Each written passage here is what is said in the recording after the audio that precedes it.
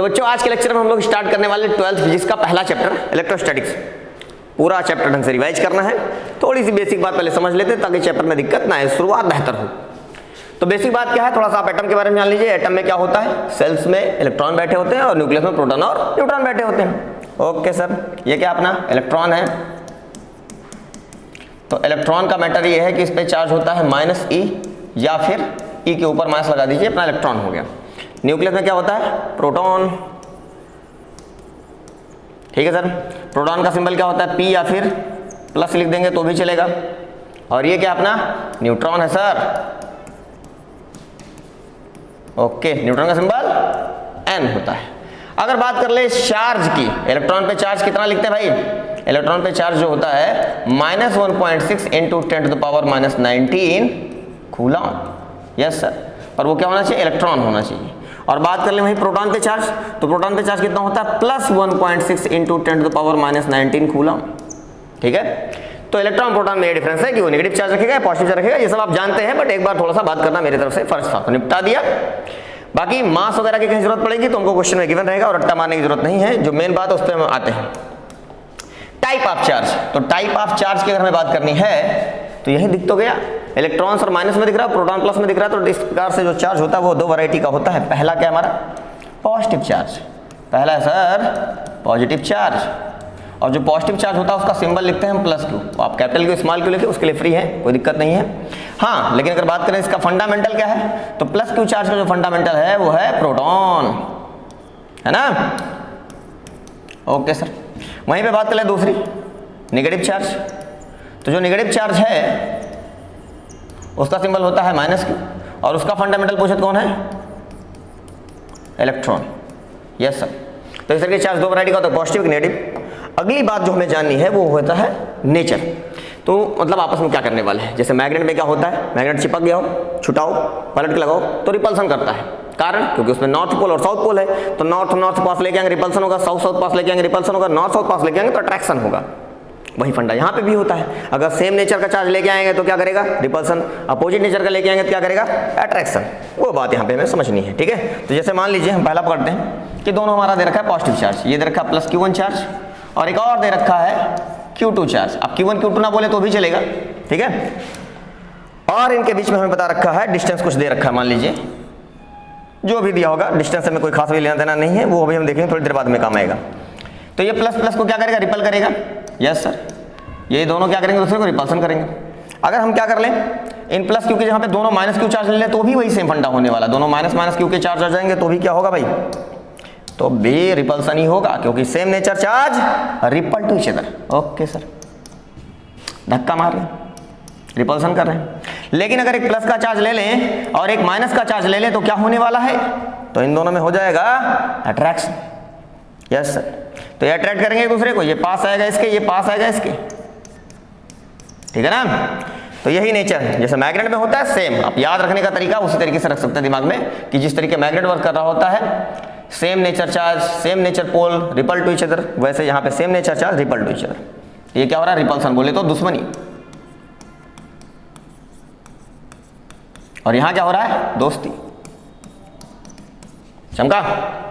खैर छोटी मोटी बातें थी तो निपट गया, ये पहले से आपको पता रहा होगा, स्क्रीनशॉट ले लो, आगे बढ़ते हैं। ठीक है, नेक्स्ट देखिएगा, अगला पॉइंट आते हैं कूलॉम्स लॉ पे। हम डायरेक्ट हमें कूलॉम्स लॉ समझ में आएगा, कोई दिक्कत नहीं करेगा। तो कूलॉम्स लॉ में थोड़ी मोड़ी बातें जो बहुत जरूरी हैं उसके बारे में शुरुआत करेंगे वहीं से। मान लीजिए हमें एक चार्ज दे रखा है +Q1, एक और चार्ज दे रखा है +Q2, ठीक है, Q1 एंड Q2। काम की बात यह है कि ये दोनों चार्ज के हैं पॉइंट चार्ज है। सर ये भी क्या हमारा पॉइंट चार्ज है, पॉइंट चार्ज, और ये भी क्या भाई, पॉइंट चार्ज, ठीक है। पॉइंट चार्ज के बीच का जो गैप है वो हमें गिवन कर रखा है कि इन दोनों के बीच का जो गैप है वो है R, पकड़ के चल लो, डिस्टेंस बिटवीन वो चार्ज में दे रखा है R। और सबसे खास बात यह है कि दोनों चार्ज क्या स्टेशनरी फिक्स्ड है, स्टेशनरी है, ठीक है। दोनों चार्ज रुके हुए हैं, जहां पे हैं दोनों जमे हुए हैं, ठीक है। फिर ये दोनों क्या करेंगे, रिपल्सन करेंगे। तो हमें पहले से पता चल गया दोनों पॉजिटिव चार्ज जो रिपल्सन ही करेगा, अभी तो नेचर सीखा, same nature charge repel to each other.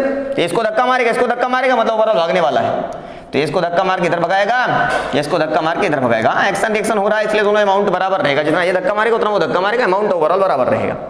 तो इसमें तो कोई लफड़ा नहीं है। पर मुद्दे की बात यह है कि अगर हम जानना चाहते हैं ये अमाउंट कितना लग रहा है, जो फोर्स लग रहा है वो कितना अमाउंट में लग रहा है, तो वो जानने के लिए मस्ट ये है, जैसे आप कंपेयर कर ले से मैग्नेट से, समझना थोड़ा सा आसान हो जाएगा। अब मान लीजिए आपके पास दो छोटे मैग्नेट हैं, तो उनको पास में रखोगे तो अट्रैक्शन होगा, पर थोड़ा एक बड़ा मैग्नेट है, छोटा रहने दो, अट्रैक्शन थोड़ा और बढ़ गया, और दोनों मैग्नेट बढ़ा दो तो अट्रैक्शन थोड़ा और ज्यादा बढ़ जाएगा। मतलब वही फंडा यहाँ पे भी लगाइए आप। अगर चार्ज का अमाउंट कम है, छोटे छोटे चार्ज हैं, तो अट्रैक्शन क्या हो रहा होगा, उनमें बहुत ज्यादा तगड़ा अट्रैक्शन नहीं हो रहा होगा, रिपल्सन भी बहुत तगड़ा नहीं हो रहा होगा। लेकिन चार्ज का अमाउंट जैसे आप बढ़ाते जाएंगे वैसे अट्रैक्शन फोर्स या रिपल्सन फोर्स का अमाउंट बढ़ना शुरू हो जाएगा। मतलब ओवरऑल मतलब ये है कि अगर आप फोर्स को बढ़ाना चाहते हैं, अगर आप फोर्स को इंक्रीज करना चाहते हैं, तो सर हमारा जो फोर्स है वो डायरेक्टली प्रोपोर्शनल आएगा Q1 चार्ज की। मतलब अगर चार्ज Q1 को इंक्रीज किया जाएगा तो फोर्स इंक्रीज होगा, और Q2 को इंक्रीज किया जाएगा तो भी फोर्स क्या होगा, इंक्रीज होगा। कारण मैग्नेट बढ़ा रहे हैं, चार्ज बढ़ा रहे हैं, ताकत बढ़ेगी, है ना। लेकिन वही सोचो अगर दो मैग्नेट रखे हुए हैं एक दूसरे से बहुत दूर कर दिया जाए तो उसके बीच में अट्रैक्शन फोर्स थोड़ा सा वीक पड़ जाएगा, डिस्टेंस ज्यादा होने की वजह से कमजोर हो जाएगा, अट्रैक्शन नहीं कर पाएगा, रिपल्सन नहीं कर पाएगा, जो भी होना होगा। तो वही फंडा यहाँ पे हम बोलने जा रहे हैं कि सर जो हमारा फोर्स है वो डिस्टेंस के साथ इनवर्सली प्रोपोर्शनल है। डिस्टेंस बढ़ेगा तो फोर्स घटेगा, है ना। Distance increases then force decreases, तो इनवर्सली प्रोपोर्शनल का फंडा आ रहा है। पर इसमें कूलाम्ब साहब ने एक जानकारी हमें एक्स्ट्रा दे रखी है। क्या बताया इन्होंने कि स्क्वायर के इनवर्सली प्रोपोर्शनल होता है, डेरिवेशन पार्ट स्क्वायर के इनवर्सली प्रोपोर्शनल होता है, कूलाम्ब साहब ने बता रखा है। समझ में आया था। तो इन तीनों को अगर हम मिलाएं, तीनों इक्वेशंस को मिलाएं, तो जो फोर्स का फार्मूला आ जाएगा डायरेक्टली प्रोपोर्शनल आएगा Q1 Q2 upon R square. तीनों को साथ में कर दिया और डायरेक्टली प्रोपोर्शनल का साइन हटा दें, क्या लगाते हैं, कोई कांस्टेंट लगाएंगे, तो यहाँ पे कूलम्ब कांस्टेंट आ जाएगा, तो F = 2 लगाएंगे K Q1 Q2 upon R square. चमका कि नहीं चमका, फोर्स पकड़ में आ गया। यहाँ पे K क्या है, कांस्टेंट है, हमारी जिम्मेदारी नहीं, कूलम्ब साहब बताएंगे, उन्होंने जो उसके बारे में उन्होंने बताया होगा डिटेल करेंगे क्लियर। तो डिटेल क्या है उसको हम क्लियर करते हैं। यहाँ पे जो K है वो कांस्टेंट है, और कांस्टेंट की वैल्यू होती है 1/4 पाई एप्सिलॉन नॉट। और इसकी न्यूमेरिकल वैल्यू पूरा ओवर सॉल्व करके, क्योंकि एप्सिलॉन की भी कोई फिक्स वैल्यू है, कितनी है 8.85 × 10⁻²। लेकिन बात आती है यहाँ पे यूनिट की, तो यूनिट का मैटर यहीं पे क्लियर कर लेते हैं अलग से नोट डाल के, ठीक है। यूनिट का भी मैटर क्लियर तो करना ही पड़ेगा। देखो ध्यान से, थोड़ा सा यूनिट को ध्यान से देखिएगा कि सर ये फोर्स है तो फोर्स तो न्यूटन में आएगा। ओके, यूनिट लिख रहा हूँ सिर्फ, K की यूनिट सर हमें पता कर रही है, ठीक है। चार्ज की यूनिट होती है कूलम्ब, अभी थोड़ी देर पहले बात की थी ना इलेक्ट्रॉन और प्रोटॉन के चार्ज की, तो दोनों किसमें लिखा था, कूलम्ब में ही तो लिखा था।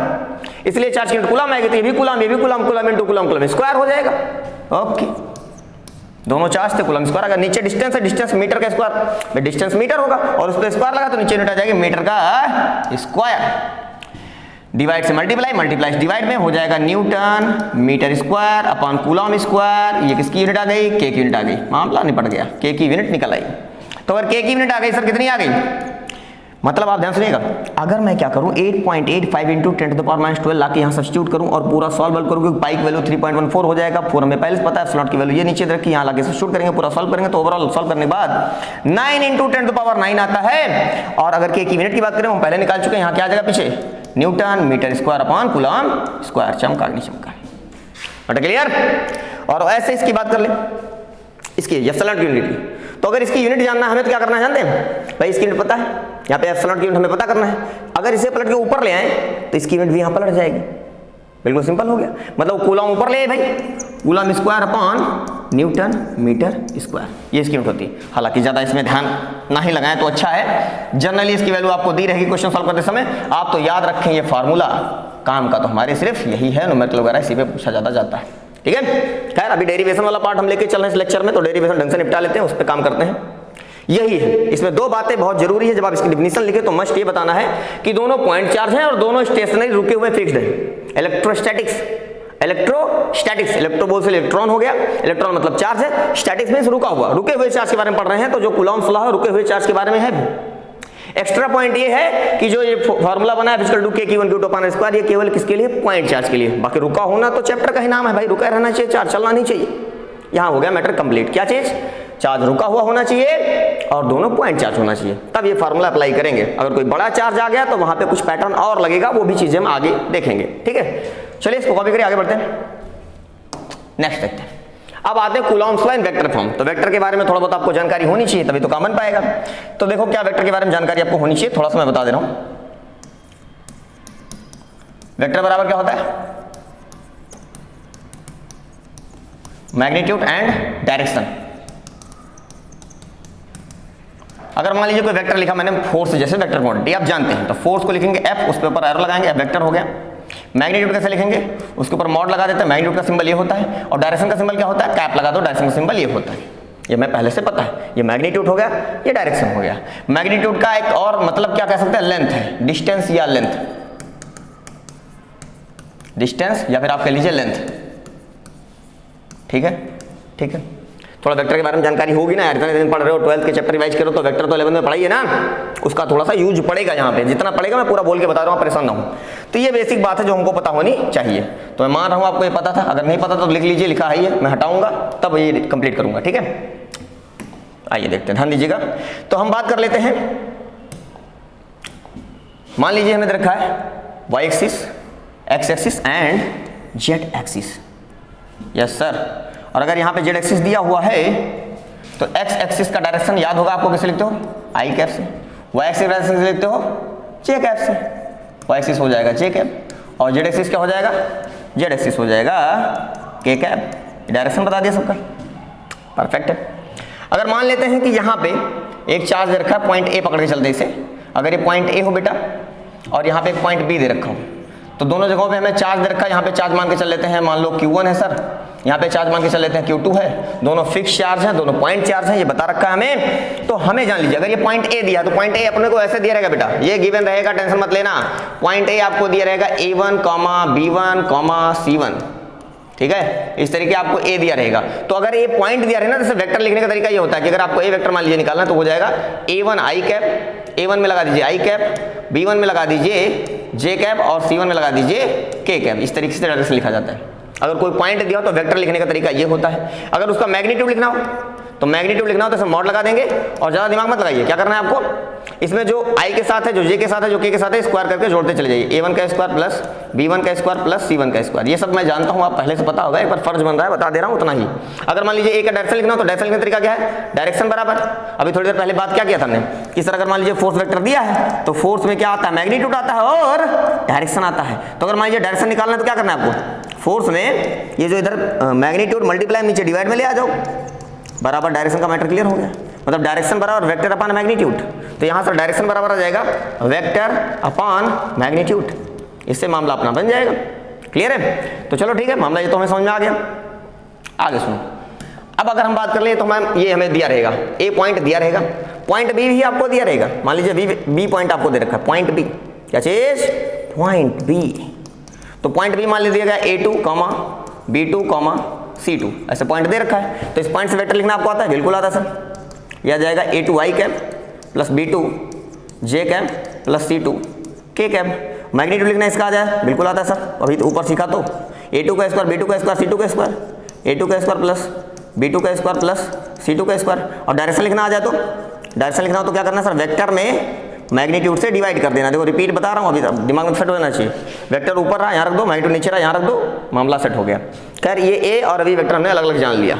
तो सर उसको यहाँ पे डायग्राम में कैसे दिखाते हैं, ये जो ए वेक्टर है ना, डायग्राम में ऐसा बनेगा बेटा, अपने पास है व्यवस्था बनाने की, उसी से बना लेते हैं सर। ये हो जाएगा हमारा ए वेक्टर और ये हो जाएगा हमारा बी वेक्टर। चमका, ये हमारा क्या हो गया, ए वेक्टर हो गया, यस सर, और ये हमारा क्या हो गया, बी वेक्टर हो गया। खैर हमें फोर्स Q1 से Q2 पे निकालना है। तो अगर Q1 से Q2 पे निकालना है तो सर यहाँ से यहाँ धक्का मारिए, कितना लग रहा है देखते हैं। इस पे जो फोर्स लग रहा है Q1 ने Q2 पे, दोनों भाई कुछ नहीं कहा गया तो पॉजिटिव चार्ज है ये, तो Q1 Q2 को धक्का मारेगा, तो फोर्स सर इधर की ओर आएगा। और यही फोर्स तो हमें जानना है, 1 ने 2 पे कितना फोर्स लगा है तो जानना है। और अगर फोर्स निकालना है तो फोर्स क्या आएगा, वेक्टर फॉर्म में, तो सर उसमें एक मैग्नीट्यूड होगा और दूसरा क्या होगा, डायरेक्शन। सही है ना, ये फोर्स निकालना है, फोर्स वेक्टर निकालना है, तो मैग्नीट्यूड डायरेक्शन चाहिए। सही है सर। बाकी अब डायरेक्शन का लफड़ा है, मैग्नीट्यूड तो हमें पहले से पता है। क्या होगा सर, मैग्नीट्यूड ऑफ फोर्स, बताओ, मैग्नीट्यूड ऑफ फोर्स। तो भाई क्या होता है, हमें पहला पॉइंट निपटा रहे हैं, तो सर F बराबर आ जाएगा के, अभी पीछे जो पढ़ा था कूलॉम्स लॉ, मैग्नीट्यूड होता, डायरेक्शन हम खुद बताए थे, प्लस है तो रिपल्सन, माइनस है डायरेक्शन, प्लस माइनस है तो, है ना, वो सब चीजें हम बात कर चुके हैं। तो जो भी है, मतलब ओवरऑल अगर बात करना है हमें फोर्स के मैग्नीट्यूड की, किसकी, मैग्नीट्यूड की, तो कैसे लिखेंगे सर, बस आप कूलॉम्स लॉ लिख दो, तो डायरेक्शन वहां पे खुद बताया गया था, बाकी मैग्नीट्यूड है तो लिखा हुआ था, तो छाप दो भाई, ज्यादा सोचना नहीं है। के Q1 Q2 ही रहेगा, Q2 ही रहेगा अपॉन डिस्टेंस का स्क्वायर, इसके बीच का जो भी डिस्टेंस दिया, मान लीजिए अभी R दे रखा है तो नीचे आ जाएगा R का स्क्वायर। अब थोड़ा सा बात समझना जो मैं कहने जा रहा हूं। असल में हमें पॉइंट A पॉइंट B दिया है, बीच में R दिया ही नहीं था, तो पहले हमें तो ये निकालना पड़ेगा कि ये AB वेक्टर यहां कितना आने वाला है। जब ये AB वेक्टर आप निकालेंगे, यहां लिख देता हूं, तीसरा पॉइंट हम AB वेक्टर निकालने जा रहे हैं, ठीक है। मान लीजिए आपको AB वेक्टर निकालना है तो ध्यान रखिएगा, कभी अगर दो चीजों से मिला के A और B, दो पॉइंट मिला के वेक्टर लिखना हो तो उसका तरीका क्या है, हमेशा यही लगाना है। मान लीजिए AB वेक्टर लिखना है तो जो पीछे वाला उसे पहले लिख लीजिए और जो आगे वाला उसे बाद में लिख दीजिए और बीच में लगा दीजिए माइनस, वेक्टर तैयार है। जैसे x y वेक्टर हो तो y vector minus x vector, AB vector है तो B vector minus A vector, vector ready है। अब B पता है, हाँ पता है, ये रहा सर, B यहाँ पे, A पता है, हाँ पता है, ये रहा सर, A यहाँ पे है, तो निकल आएगा। कैसे आएगा sir, B vector minus A vector निकलना है, B माइनस A, मैं लिख देता हूँ, चलो A2i cap plus B2j cap plus C2k cap minus A vector करना है, A वेक्टर सही रहा, A1i cap B1j cap C1k cap, minus लगाएंगे इसके अंदर, तो जब माइनस ओपन करेंगे तो माइनस सबके पास आ जाएगा, तो हो जाएगा A1i cap plus minus B1j cap minus C1k cap. कुछ कॉमन हो रहा है, हो गई व्यवस्था AB वेक्टर की। बहुत इतना मतलब मुश्किल टास्क थोड़ी है यार, इन दोनों में i कैप कॉमन हो जाएगा तो बचेगा A2 minus A1i cap, A2 minus A1i cap, इन दोनों में j कैप कॉमन हो जाएगा तो B2 minus B1, B2 minus B1 j cap हो जाएगा, और इन दोनों में क्या k कैप कॉमन हो जाएगा तो C2 minus C1 k cap हो जाएगा। समझा, तो वेक्टर आ गया। अगर वेक्टर आ गया तो मैग्नीट्यूड भी आ जाएगा सर, तो AB का मैग्नीट्यूड कितना आ जाएगा बेटा, मैग्नीट्यूड के लिए अभी भी तो सीखा था, जो I के साथ है उसका स्क्वायर मतलब A2 माइनस A1 का होल स्क्वायर, J के साथ जो B2 माइनस B1 का होल स्क्वायर, और K के साथ जो C2 माइनस C1 का होल स्क्वायर। मैग्नीट्यूड रेडी है। ये जो मैग्नीट्यूड आया है ना, वही तो लेंथ है, वही तो डिस्टेंस है। असल में जो मैग्नीट्यूड निकल गया है यही तो सर हमारा ओवरऑल सॉल्व करके R आएगा। AB का मैग्नीट्यूड ही R है सर, ये जो R लिखा है ना, मैग्नीट्यूड मतलब लेंथ, तो यहां से यहां तक का लेंथ कितना है, वही तो R है, मतलब AB के मैग्नीट्यूड को ही R कहा जाता है। और अगर बात करें डायरेक्शन, सर AB का डायरेक्शन कैसे लिखेंगे, तो डायरेक्शन बराबर होता क्या सर, वेक्टर अपॉन मैग्नीट्यूड। चमका कि नहीं चमका, डायरेक्शन बराबर वेक्टर अपॉन मैग्नीट्यूड, मामला दुरुस्त हो गया। तो अब देखो डायरेक्शन का भी मैटर क्लियर हो गया। पहला पॉइंट यहाँ पे मैग्नीट्यूड ऑफ फोर्स चाहिए था, तो वो तो हमें मिल गया सर, मैग्नीट्यूड ऑफ फोर्स ये रहा, रहने दो ऐसा रहने दो, कोई दिक्कत नहीं है। आगे बढ़ाते हैं, दूसरे पॉइंट पे आते हैं, direction of force. Direction of force, ठीक है। अब डायरेक्शन ऑफ फोर्स की अगर बात कर ले तो F इक्वल टू F का डायरेक्शन इज इक्वल टू, भाई जिधर फोर्स का डायरेक्शन है क्या उधर ही हमारा AB का भी डायरेक्शन आ रहा है, मतलब फोर्स और AB का डायरेक्शन सेम है, मतलब फोर्स का जो डायरेक्शन है सर वही हमारा AB का डायरेक्शन हो जाएगा। सर AB का डायरेक्शन आ गया। और क्या AB के डायरेक्शन का फार्मूला हमें पता है, हाँ बिल्कुल पता है, AB का डायरेक्शन हो जाएगा AB वेक्टर अपॉन मैग्नीट्यूड। तो सर आ गया AB का वेक्टर अपॉन AB का मैग्नीट्यूड। क्लियर है, आ गया।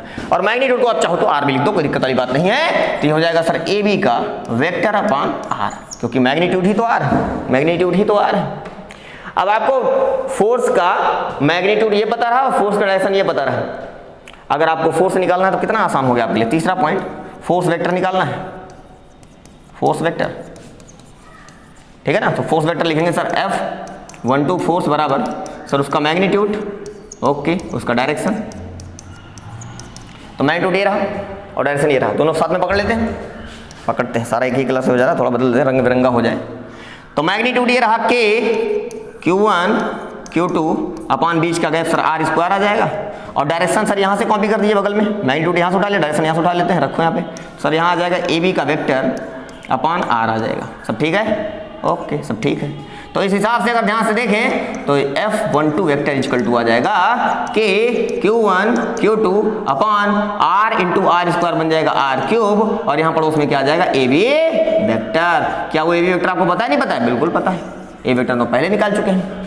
कहाँ पे सर, ये रहा AB वेक्टर, रख देंगे, अदरवाइज ठीक है, हम निकालना जानते हैं, कोई लफड़ा वाली बात नहीं है। तो मतलब सबसे पहले क्वेश्चन लगाते वक्त आप क्या निकालें, AB वेक्टर निकालें। AB वेक्टर कैसे निकल गया, B माइनस A कर देंगे, AB वेक्टर आ जाएगा, और तत्काल प्रभाव से उसका मैग्नीट्यूड निकाल लीजिए, और जैसे मैग्नीट्यूड निकल आएगा वैसे R की व्यवस्था हो जाएगी। क्वेश्चन लगाते समय सबसे पहले AB वेक्टर निकालें, फिर उसी का मैग्नीट्यूड निकाल लेंगे तो R आ जाएगा।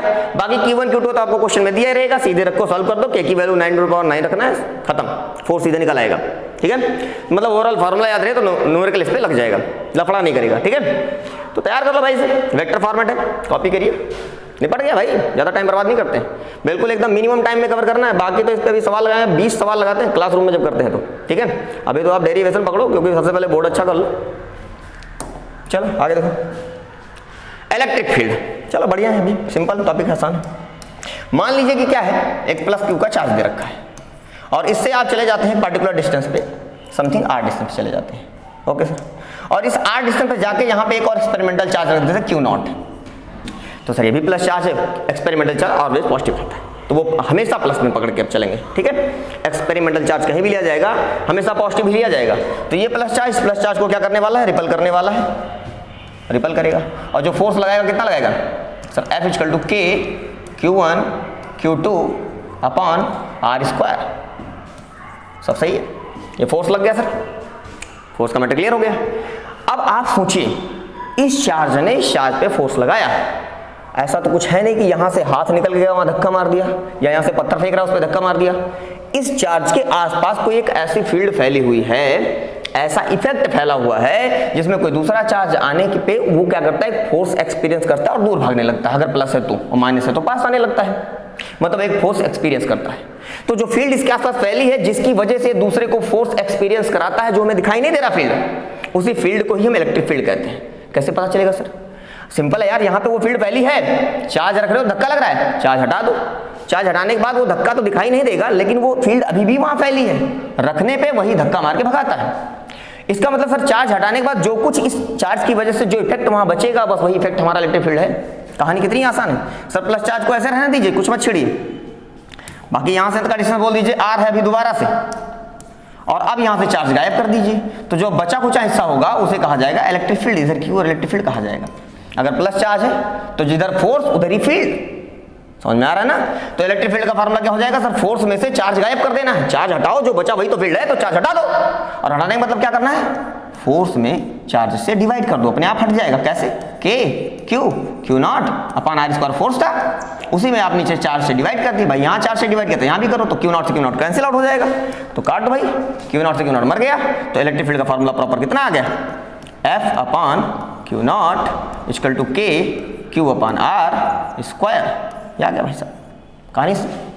अब समझ ध्यान से, एक थोड़ा सा जरूरत जो हमें पढ़ने वाला आगे क्या, कि चार्ज यहाँ डिवाइड में यहाँ मल्टीप्लाई में ले आओ, तो Q इंटू ई बराबर क्या हो जाता है, F हो जाता है। मतलब सर जो फोर्स का डायरेक्शन होता है वही इलेक्ट्रिक फील्ड का डायरेक्शन होता है, दोनों में रिलेशन भी होता है, हमें आगे काम आएगा, टॉर्क को निकालेंगे तो वहाँ पे जरूरत पड़ेगी, ठीक है। तो ये आगे हमारा, अच्छा यूनिट की बात कर लें तो जो हमारा फोर्स है न्यूटन में होता है, चार्ज कूलम में होता है, तो इलेक्ट्रिक फील्ड किसमें आ जाएगा, यूनिट ऑफ ई अगर लिखें तो यूनिट आ जाएगा भाई न्यूटन पर कूलम, कहानी खत्म, ठीक है। अभी सोचो ये प्लस चार्ज है तो इलेक्ट्रिक फील्ड दूर की ओर लग रहा है, अगर मान लीजिए यहीं पे माइनस क्यू का चार्ज होता तब क्या होता, तब इससे r दूरी पे जाते और इस जगह पे अगर इलेक्ट्रिक फील्ड लिखते तो किधर लिखते, अंदर की ओर लिखते, किधर लिखते, अंदर की ओर। क्यों, क्योंकि अगर यहाँ पे एक चार्ज एक्सपेरिमेंटल चार्ज रखा जाए तो वो फिर अंदर की ओर आने वाला है, जिधर फोर्स एक्सपीरियंस करेगा उधर ही रहेगा इलेक्ट्रिक फील्ड, तो फिर इलेक्ट्रिक फील्ड इधर आने वाला है, मतलब E equal to F upon Q0 is equal to K Q upon फिर से डिस्टेंस का स्क्वायर R स्क्वायर, मतलब डायरेक्शन सिर्फ चेंज होगा, बाकी मैग्नीट्यूड वाइज वही रहेगा। ये हो गया मामला इलेक्ट्रिक फील्ड का, पॉइंट क्लियर है। कॉपी करो, ज्यादा मेहनत नहीं, जो मुख्य बात है उस पर चर्चा करें ताकि दिमाग में ये रुका रहेगा, तो बाकी आप लिख पाओगे अपने आप से। चलिए नेक्स्ट वेक्टर फॉर्म में देख लेते हैं, समझिए वेक्टर फॉर्म में कैसे निकालना है। जैसे पिछला क्या था, फोर्स का देखा था आपने, क्या था, फोर्स लिखे थे आप क्या ऐसे, सर ये रहा हमारा force F equal to K, vector form में ना लिखो ऐसे लिखो डायरेक्ट, F इक्वल टू क्या था, K Q1 Q2 upon R square, ये तो था, फिर उसे आपने वेक्टर फॉर्म में कन्वर्ट किया था तो क्या आ गया था, F equal to K Q1 Q2 R cube, और यहाँ आ जाएगा AB वेक्टर। सेम फंडा यहाँ पे भी है भाई, पहला क्या इलेक्ट्रिक फील्ड है, तो इलेक्ट्रिक फील्ड का फार्मूला क्या आएगा, K Q upon R square, अभी भी तो बात किया, और दूसरा बात करें इलेक्ट्रिक फील्ड इन वेक्टर फॉर्म, तो ज़्यादा दिमाग मत लगाओ, क्या आ जाएगा, simple K Q upon R cube, और साथ में आ जाएगा AB वेक्टर। डेरिवेशन नहीं पूछेगा, चिंता मत करो, इस पर न्यूमेरिकल पूछना होगा तो पूछेगा, अदरवाइज इससे ज़्यादा नहीं पूछा जाता है। तो AB का वेक्टर, कहानी खत्म। डायरेक्शन अगर वो मान लो डायग्राम देखना ही चाहते हो तो लो देख लो भाई, उसमें कौन सी बड़ी बात है। ये हो गया हमारा एक्स एक्सिस, ये हो गया वाई एक्सिस, बाकी जेड एक्सिस बनाओ चाहे ना बनाओ, हालांकि होता है हम जानते ही हैं भाई, कोई लफड़ा नहीं है। तो इधर एक्स आ जाएगा, इधर वाई आ जाएगा, देखो ज़्यादा बर्डन नहीं लेना, आराम आराम से काम हो जाएगा। जेड एक्सिस हो जाएगा, यहाँ पे मान लीजिए एक पॉइंट दे रखा है ए है, यहाँ पे पॉइंट दे रखा है बी है, ए पे चार्ज दिया बी पे चार्ज नहीं दिया, वहीं तो इलेक्ट्रिक फील्ड निकालना है। तो अगर निकालना है तो निकाल दो भाई। सर यहाँ से यहाँ तक का वेक्टर हो जाएगा ए वेक्टर, यहाँ से यहाँ वेक्टर हो जाएगा बी वेक्टर, और ये हमारा हो जाएगा ए बी वेक्टर। सब तो हम जानते हैं, ये आ गया हमारा ए बी वेक्टर। क्यों? क्योंकि ये पॉइंट ये हमारा ए वेक्टर है और ये हमारा बी वेक्टर है। ए वेक्टर बी वेक्टर तो ए बी वेक्टर हो जाएगा। और अगर ये प्लस का चार्ज है तो इलेक्ट्रिक फील्ड दूर की ओर लगाएगा, तो सर इलेक्ट्रिक फील्ड इधर की ओर आएगा, यही हमारा ए वेक्टर आ जाएगा। और कितना आएगा? वो ये रहा K Q upon R cube A B vector. और ए बी वेक्टर का मैग्नीट्यूड ही क्या है? सर ए बी वेक्टर का जो मैग्नीट्यूड है वही हमारा तो आर है। अब क्या ए बी वेक्टर निकालना आता है? बिल्कुल आता है, बी माइनस ए। सर ये पॉइंट ए है और ये पॉइंट बी है, तो बी माइनस से पिछला ले लो, आप कॉपी कर सकते हो उससे, ठीक है। ये मामला हो जाता है, तो वेक्टर फॉर्म में भी निपट गया। समझना बहुत आसान है, अगर आप दिमाग में रोकना चाहेंगे तो रुक जाएगा, ठीक है। कॉपी करिए, नेक्स्ट देखते हैं। अब देखो इलेक्ट्रिक फ्लक्स की बात कर लेते हैं। देखो बेटा, इलेक्ट्रिक फ्लक्स की बात जानने से पहले एक छोटी सी बात हमें और जाननी पड़ेगी, और वो क्या है? Electric field line. बहुत ज़्यादा तो नहीं, लेकिन हाँ थ्योरेटिकल पार्ट है तो थोड़ा सा हम समझ लेते हैं। तो हेडिंग लगा लीजिएगा इलेक्ट्रिक फील्ड लाइन, ठीक है।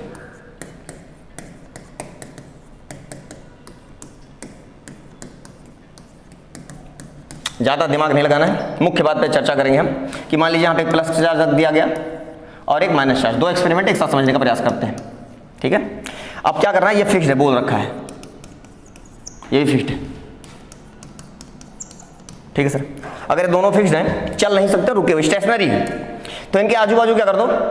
कुछ एक्सपेरिमेंटल चार्ज डाल दो, और ये क्या है? फ्री टू मूव, चल सकते हैं भाई साहब, ये सब भाग सकते हैं। इसके आसपास यही कर दीजिए, यहाँ पे क्यू नॉट पकड़ लीजिए, क्यू नॉट क्यू नॉट, और यहाँ पे भी क्यू नॉट।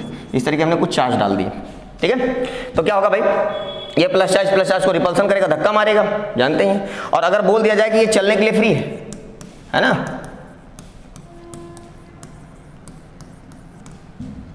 तो क्या करेगा बताओ? चलेगा भाई, चलने के लिए फ्री तो चलेगा, भागेगा ये, इसको धक्का मारेगा, इस रास्ते पे भाग के जाएगा, इसको धक्का मारेगा तो इस रास्ते भाग के जाएगा, इसको धक्का मारेगा इस रास्ते भाग के जाएगा, इसको धक्का मारेगा इस रास्ते भाग के जाएगा। तो आप क्या देख रहे हैं? ये चार्ज हो या ये चार्ज हो, कोई सा भी चार्ज एक रास्ते को ट्रेस करते हुए भाग रहा है, पकड़ के भाग रहा है। तो जो रास्ता बन रहा है ना, जिस रास्ते से ये चार्ज दूसरा वाला भाग रहा है, उस रास्ते को ही नाम दिया गया है, क्या नाम दिया गया है? इलेक्ट्रिक फील्ड लाइन, या फिर इलेक्ट्रिक फोर्स लाइन, दोनों कह सकते हैं। क्योंकि सर उधर ही फोर्स भी आएगा, उधर ही फील्ड भी आएगा। अगर पूछो इलेक्ट्रिक फील्ड इधर आने वाला, इधर ही आने वाला है सर, इलेक्ट्रिक फोर्स इधर आने वाला है, इधर ही आने वाला है। तो जब फोर्स और फील्ड सेम डायरेक्शन में, तो उससे चाहे इलेक्ट्रिक फील्ड लाइन कर लो, चाहे इलेक्ट्रिक फोर्स लाइन कर लो, दोनों चलेगा, ठीक है। क्लियर? और वही माइनस चार्ज में अगर बात कर ले तो माइनस चार्ज में सर इस चार्ज के साथ जो हो रहा है मामला, इन सब चार्ज के साथ क्या होगा भाई? ये टेस्ट चार्ज हमारा पॉजिटिव होता है, जो एक्सपेरिमेंटल चार्ज हमने ले रखा है वो पॉजिटिव होता है, और बीच में नेगेटिव चार्ज ले रखा, क्या करेगा? पास बुलाएगा, ये पास आ जाएगा, इसके ये भी पास आएगा, समझ रहे हैं ना, ये भी पास आएगा ऐसे। तो ये सारे चार्ज दूर से इसके पास भागते हुए आएंगे, और अगर पास भागते हुए आएंगे तो फिर एक रास्ता बनाते हुए आएंगे, और यही रास्ता ही हमारा क्या है? इलेक्ट्रिक फोर्स लाइन या फील्ड लाइन, जो भी कहना है, दोनों कह सकते हैं। यही हमारा होता है। मतलब अगर बोले तो जो प्लस चार्ज होता है उससे लाइनें बाहर निकलती हैं, इलेक्ट्रिक फील्ड भी बाहर निकलता है, और जो माइनस चार्ज होता है उसमें लाइनें बाहर अंदर की ओर आती है, मतलब इलेक्ट्रिक फील्ड लाइन अंदर की ओर आती है। क्लियर है? यहाँ पे लाइनें अंदर आ रही हैं, ध्यान देख लेना भाई, गड़बड़ नहीं होना चाहिए, डायरेक्शन याद रहना चाहिए। प्लस चार्ज से लाइनें निकलती है और माइनस चार्ज में एंटर करती है, मतलब originate from positive charge and terminate into negative charge, ठीक है। एक छोटी सी बात मैं और बता देता हूँ, जिसकी हमें जो आगे जरूरत पड़ने वाली है, और वो ये है कि अगर लिख दिया जाए यूनिफॉर्म इलेक्ट्रिक फील्ड, कैसे बेटा? यूनिफॉर्म इलेक्ट्रिक फील्ड है ना, इलेक्ट्रिक फील्ड लाइन। तो यूनिफॉर्म अगर कहीं बनाना होगा ना, तो बस क्या करना, आप इक्वी डिस्टेंस पे पैरेलल लाइन बनाते चले जाओ। ये लाइन हो गई, अगली ये लाइन हो गई, ये लाइनें जो बन रही ना, बस इनके बीच का गैप बराबर होना चाहिए, मतलब एक लाइन से दूसरी लाइन के बीच का गैप क्या होना चाहिए? इक्वल होना चाहिए। तो इन्हीं लाइनों को कहा जाएगा यूनिफॉर्म इलेक्ट्रिक फील्ड लाइन। तो ही है, अभी पीछे हमने देखा था ना, प्लस और माइनस से क्या बन रही थी? लाइनें बन रही थी। तो उन लाइनों को अगर एक साथ अरेंज कर दिया जाए, पैरेलल में लगा दिया जाए, कहा जाता है uniform electric line, uniform electric field line. और इसमें क्या होता है? इलेक्ट्रिक फील्ड कांस्टेंट होता है सब जगह पे, मतलब जो इलेक्ट्रिक फील्ड यहाँ आएगा, यहाँ आएगा, यहाँ आएगा, हर जगह पे इलेक्ट्रिक फील्ड की वैल्यू क्या आएगी? सेम आएगी। और एक दूसरा होता है नॉन यूनिफॉर्म। क्या होता है? Non uniform electric field line, ठीक है, ओके सर। तो उसमें क्या, कुछ भी घुमा दो इधर उधर से, लाइनें सीधी ना बन रही हूँ, है ना, इस तरीके से बन रही हूँ, तो ये क्या हो जाएगा? नॉन यूनिफॉर्म टाइप का हो जाएगा। इसे कहेंगे नॉन यूनिफॉर्म इलेक्ट्रिक फील्ड। ये भी हो गया नॉन यूनिफॉर्म इलेक्ट्रिक फील्ड, इसमें इलेक्ट्रिक फील्ड कांस्टेंट नहीं होगा, इलेक्ट्रिक फील्ड कांस्टेंट नहीं होगा भाई साहब, ध्यान रखिएगा। या लाइनें तो सीधी सीधी हैं, लेकिन उनके बीच का गैप अलग अलग हो जा रहा है, समझ रहे हैं? इक्वी डिस्टेंस नहीं है, यहाँ पास है, फिर दूर हो गई, फिर पास हो गई, फिर पास हो गई, फिर दूर हो गई, इस तरीके अगर लाइनें आ रही हैं, तो ये देख रहे हैं क्या है? इनके बीच का गैप फिक्स नहीं है, तो इसे नॉन यूनिफॉर्म इसलिए कहा जाएगा, इसके बीच में इलेक्ट्रिक फील्ड सेम नहीं आएगा। यहाँ इलेक्ट्रिक फील्ड बराबर नहीं है तो यहाँ पे भी इलेक्ट्रिक फील्ड बराबर नहीं है, कांस्टेंट नहीं रहेगा। मतलब यहाँ पे सब जगह अलग अलग इलेक्ट्रिक फील्ड आएगा। यहाँ भी ऐसे हर जगह पे अलग इलेक्ट्रिक फील्ड आएगा, पर यहाँ पे हर जगह पे सेम इलेक्ट्रिक फील्ड आएगा, यूनिफॉर्म और नॉन यूनिफॉर्म में। ये जरूरत हमें जानने की थी। कारण देखो ध्यान से, इसको जानने के पीछे कारण क्या है। अभी हम पढ़ेंगे ना टॉर्क फोर्स एट डाइपोल, तो डाइपोल को यूनिफॉर्म इलेक्ट्रिक फील्ड में रख के ही हम उसको पढ़ते हैं। तो हमें जानना है, बोर्ड के लिए बहुत ज़्यादा इंपॉर्टेंट भी है वो टॉपिक, है ना, और वैसे भी बहुत इंपॉर्टेंट, कंपटीशन में भी ठीक ठाक पूछा जाता है। खैर कॉपी कर लीजिए, इसको आगे बढ़ाते हैं। नेक्स्ट पॉइंट है क्या, ध्यान से सुनिएगा। नेक्स्ट अपना इलेक्ट्रिक फ्लक्स। अब आसानी समझ पाएंगे, जो लाइनें हैं ना वही फ्लक्स हैं। मतलब कि अगर मान लीजिए ऐसे तमाम लाइनें मैंने बना दी, देखो जो आप जानते हो ठीक है, जो नहीं जानते हो मैं बोल रहा हूँ लिख लीजिए अपनी तरफ से, बढ़ा दीजिएगा नोट्स में। अगर मान लीजिए ऐसे मैंने क्या बना दी, ये लाइनें, कौन सी लाइन है, इलेक्ट्रिक फील्ड लाइन है सर, ये अपनी है electric field line, electric field line या इलेक्ट्रिक फोर्स लाइन, जो भी बोलना बोल सकते हैं। अब इसमें क्या है भाई, इसमें मान लीजिए कोई एक एरिया दे दिया गया हमको, एरिया पढ़ के चल लो सर, ये एक एरिया दिया गया हमको, ओके।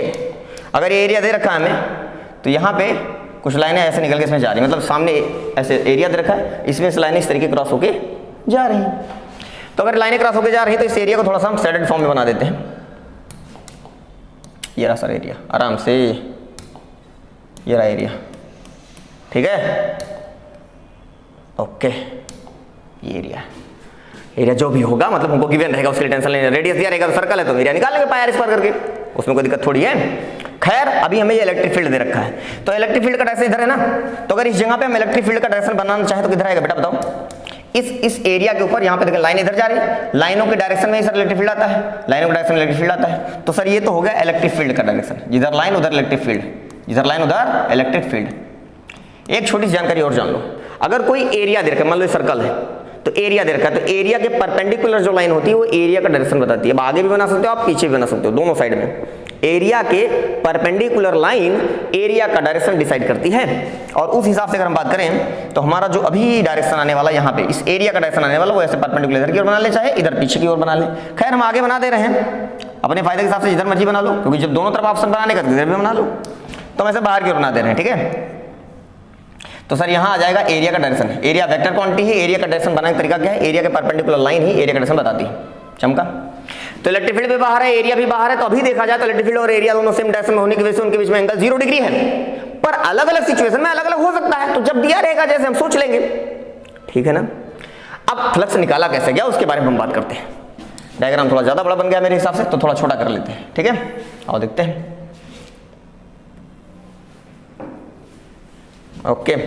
आगे सुनिएगा, फ्लक्स निकालना है। फ्लक्स का, इलेक्ट्रिक फ्लक्स का सिंबल जो होता है वो बेटा फाई होता है। इलेक्ट्रिक फ्लक्स का जो सिंबल है वो कितना है, फाई से लिखा जाता है। अब बनाएंगे कैसे उसको समझिए। अगर देखो बेटा क्या है ना, यहाँ पे लाइनें 4 है, तो इलेक्ट्रिक फील्ड की वैल्यू मान लो है 10 न्यूटन पर कूलम। अगर लाइनें 4 दिख रही है 10 न्यूटन पर कूलम मान लिया, ऐसे मानने के लिए, डाटा समझने के लिए, ताकि थोड़ा सा बेहतर थिंकिंग हमारी डेवलप हो सके। अब अगर मैं इलेक्ट्रिक फील्ड की वैल्यू 10 से बढ़ा के 20 कर दूं, तो लाइनें 4 से बढ़ के 8 हो जाएंगी। मतलब जितनी ज्यादा लाइनें उतनी ज्यादा इलेक्ट्रिक फील्ड। लाइनें बढ़ाने से इलेक्ट्रिक फील्ड की वैल्यू क्या हो जाएगी, बढ़ जाएगी, या इलेक्ट्रिक फील्ड की वैल्यू बढ़ाने से लाइनों की संख्या बढ़ जाएगी। और नंबर ऑफ लाइन को ही इलेक्ट्रिक फ्लक्स कहते हैं। मतलब डिफिनीशन बोल रहा हूं, number of electric field line passing through a particular area, number of electric field line passing through a particular area is called electric flux of that area। इस area से जितनी लाइनें जा रही हैं उनको काउंट कर लो, जो नंबर आएगा, जो संख्या आएगी, वही इस एरिया का फ्लक्स है। ऐसे गिनने थोड़ी बैठोगे यार, उसके लिए कोई फार्मूला तो होगा ही, तो फार्मूला भी हम डिजाइन कर ले, बना ले रहे हैं, लेकिन मतलब क्या है वो भी समझ में आना चाहिए कि किसी एरिया से जितनी लाइनें क्रॉस कर रही हैं वो लाइनों की संख्या ही क्या है, फ्लक्स है, उस एरिया का फ्लक्स कहलाएगा। तो निकालने का तरीका सुनो। अभी तो बोला हमने कि लाइनें 4 हैं, तो इलेक्ट्रिक फील्ड मान लो 10 न्यूटन पर कूलम है। अगर 20 न्यूटन पर कूलम इलेक्ट्रिक फील्ड करेंगे तो लाइनें 4 से 8 हो जाएंगी, मतलब लाइनें बढ़ी, मतलब फ्लक्स बढ़ा। मतलब फ्लक्स जो फाई आ रहा है, फ्लक्स फाई मतलब नंबर ऑफ लाइन, वो जो है इलेक्ट्रिक फील्ड के डायरेक्टली प्रोपोर्शनल आ रहा है। इलेक्ट्रिक फील्ड की वैल्यू बढ़ाओगे तो लाइनें बढ़ेंगी। तो पहली चीज यही तो पकड़ में आ गई कि जो फ्लक्स है वो डायरेक्टली प्रोपोर्शनल आएगा इलेक्ट्रिक फील्ड के। Okay sir. दूसरी बात, छोटी एरिया भी एरिया से बढ़ने लग जाए, अभी छोटी एरिया, इससे 2 लाइनें जा रही हैं, एरिया से बढ़ा के इतना बड़ा कर दें तो जो 4 लाइनें उसके अंदर ही आ जाएंगी। मतलब एरिया इंक्रीज करेगा, एरिया बढ़ेगा तो भी उसके अंदर से नंबर ऑफ लाइनें बढ़ेंगी, क्योंकि जो बगल से निकल जा रही तो वो भी अंदर में आ गई भाई। तो हम कह सकते हैं सर जो फ्लक्स है वो डायरेक्टली प्रोपोर्शनल एरिया के भी आ रहा है।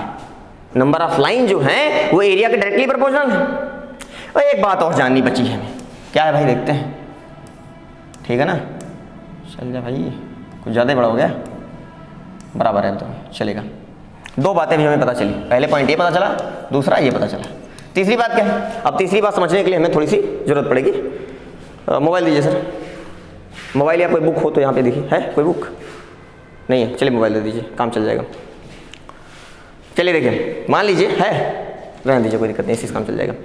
अब जैसे मान लीजिए क्या है, ये अपना एक एरिया है, यही अपना लूप जो दे रखा है, ये एरिया मान लीजिए, तो इससे लाइनें इस तरीके क्रॉस होकर जा रही हैं, ठीक है। कोई पेन होगी, देखिए पेन यहाँ आसपास है कोई, अगर होगा तो भी, नहीं होगा तो भी चल जाएगा काम, है तो ओके। अब देखिए सुनिए, मान लीजिए एक एरिया दे रखा है, एरिया से लाइनें क्रॉस करके ऐसे जा रही हैं, ठीक है, समझ में आ रहा है। तो अभी 4-5 लाइनें से जा रही हैं, तो मतलब और सुन ध्यान से, ये जो एरिया रिकॉर्ड हो रहा है ना, ये जो एरिया दे रखा है, इस एरिया के परपेंडिकुलर लाइन, ध्यान सुनना, इस एरिया के परपेंडिकुलर जो लाइन आएगी वही इस एरिया का डायरेक्शन बताएगी। तो मतलब सर एरिया का डायरेक्शन इधर की ओर आ गया, और इलेक्ट्रिक फील्ड भी अभी संयोग से इधर ही है, दोनों सेम डायरेक्शन में। अब मैं आपको सामने दिखाता हूँ, सर ये रहा एरिया का डायरेक्शन, ये रहा इलेक्ट्रिक फील्ड का डायरेक्शन। अगर मैं ऐसे लूप को घुमा दूं, ये जो यहाँ पे एरिया दे रखा है इसको ऐसे घुमा दूं इधर की ओर, तो क्या देख रहे हैं, एरिया की लाइन और इलेक्ट्रिक फील्ड की लाइन के बीच में एंगल इंक्रीज कर जाएगा। यहाँ से इसको घुमाने से ये जो एरिया की लाइन है और ये जो इलेक्ट्रिक फील्ड की लाइन है उसके बीच का एंगल बढ़ रहा है, यहाँ पे एंगल बढ़ रहा है ना, एंगल बढ़ेगा। मतलब सर घुमाने से एंगल बढ़ेगा, किसमें, एरिया और इलेक्ट्रिक फील्ड में। मतलब क्या कह सकते sir, theta is angle between area and electric field, ठीक है सर, दोनों के बीच में एंगल अगर मैंने थीटा बोल दिया तो क्या हो रहा है सर, वो जब उसे बढ़ा रहे हैं एंगल तो क्या होगा, ध्यान सोचना, इस एरिया से 50 लाइनें मान लो क्रॉस करके जा रही हैं, जब एरिया आप ऐसे घुमा के सीधा कर दोगे तो वो लाइनें बगल से निकल जाएंगी, ऐसे बगल से निकल जाएंगी, इसके अंदर से जा ही नहीं पाएंगी, और अगर बगल से निकल गई तो नंबर ऑफ फ्लक्स इसके अंदर डिक्रीज कर गया, घट गया। मतलब जब यहाँ पे एंगल बढ़ रहा है, एरिया इलेक्ट्रिक फील्ड में एंगल बढ़ रहा है, तो इसके अंदर से number of magnetic electric field line decrease कर रही है। समझ में आ गया सर, लाइनें डिक्रीज करेंगे मतलब फ्लक्स डिक्रीज करेगा, जब क्या होगा, एंगल इंक्रीज करेगा। मतलब एंगल के इंक्रीज करने से लाइनें बोले तो फ्लक्स क्या हो रहा है, डिक्रीज कर रहा है। और भाई अब इसका ये मतलब नहीं कि आप फ्लक्स को जो है थीटा के इनवर्सली प्रोपोर्शनल बना दो, काम खत्म, ऐसे नहीं निकलेगा काम। दूसरा पहलू सुनिए इसका, हमें थीटा को है साइन कॉस टेन इन सबके फॉर्मूले में लेके आना है और उसमें रिलेशन सेट कर देना है फ्लक्स के साथ। मतलब क्या कहने हैं मेरे, मतलब ये है कि मान लीजिए कि अगर एंगल बढ़ाने पे फ्लक्स घट रहा है तो एंगल बढ़ाने पे कुछ और घटता है, वो कौन घटता है, कॉस थीटा। बेटा कॉस थीटा भी डिक्रीज करता है, कैसे सर, वैल्यू पकड़ लो ना यार, जो कॉस 0 होता है उसकी वैल्यू कितनी होती है 1, और जो कॉस 90 होता है उसकी वैल्यू कितनी होती है 0। तो आप क्या देख रहे हैं, एंगल 0 से 90 हुआ तो वैल्यू 1 से 0 हो गई, मतलब एंगल बढ़ा तो कॉस थीटा की वैल्यू क्या हो गई, डिक्रीज कर गई भाई, घट गई। तो यही साबित हो गया कि एंगल बढ़ेगा तो फ्लक्स घट रहा है और एंगल बढ़ने पे कॉस थीटा भी घट रहा है। मतलब सर फ्लक्स और कॉस थीटा दोनों साथ में डिक्रीज कर रहे हैं, मतलब सर फ्लक्स और कॉस थीटा एक दूसरे के डायरेक्टली प्रोपोर्शनल है, ये घटेगा तो ये भी घटेगा, ये बढ़ेगा तो ये भी बढ़ेगा। और आ गया सर, तो ये तीसरा पॉइंट हमें पकड़ में आ गया, ठीक है। और अगर इन तीनों को मिला लें, 1 2 3 तीनों को मिला लें, इन्हीं तीनों पहलू पे ही हमारा फ्लक्स डिपेंड करने वाला, किसी और चीज पे डिपेंड नहीं करेगा। लीजिए सर अमानत आपकी, इन्हीं तीनों चीजों पे डिपेंड करेगा। तो अगर डिपेंड करेगा तो हम लिखेंगे flux is directly proportional to area, electric field and cos theta. अब डायरेक्टली प्रोपोर्शनल के साथ हटाएंगे तो कांस्टेंट आएगा, ओके सर। तो जो कांस्टेंट यहाँ आता है बेटा कितना आता है, 1 आता है, हमें उसकी चिंता नहीं करना है, जो भी वैल्यू रहती है हमें पहले से गिवन रहेगी। तो यहाँ पे जो कांस्टेंट आने के बाद वैल्यू 1 आती है हमें पहले से पता रहेगी। तो यहाँ पे जो 1 आएगी वैल्यू लिख देते हैं, 1 लिखो चाहे ना लिखो, 1 तो होता ही यार। तो इलेक्ट्रिक फील्ड ऐसे लिखा दो, एरिया ऐसे लिखा दो, कॉस थीटा भी ऐसे लिखा दो।